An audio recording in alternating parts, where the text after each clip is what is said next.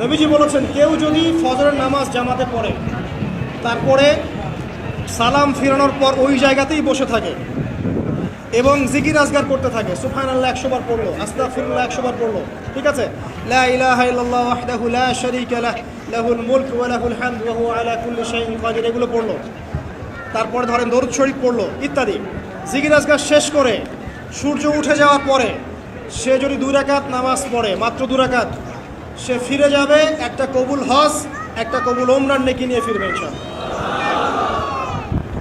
আরেকটা নামাজ আছে, যদি পসিবল হয় পড়তে পারেন, 8টা থেকে 10টার মধ্যে পড়ে ফেললে ভালো, এরপরে সূর্য উঠে যায়, সূর্য গরম হয়ে যায়।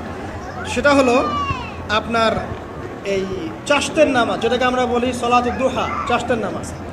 আমরা অনেকে রিজিকের সমস্যায় ভুগি না, দারিদ্রতা, রিজিকের সমস্যা, আমাদের অভাব, এই সমস্যা আছে না? চাশতের নামাজ যে ব্যক্তি নিয়মিত পড়বে তাকে 2টা ফজিলত দেওয়া হয়। চাশতের নামাজ যে ব্যক্তি নিয়মিত পড়ে তার 2টা স্পেশাল ফজিলত। এক, তাকে দ্বীনের জ্ঞান দেওয়া হবে, ইলম মুখস্থ ক্ষমতা দেওয়া হবে। আরেকটা হচ্ছে আপনার দারিদ্রতা আল্লাহ পাক দূর করে দেবে।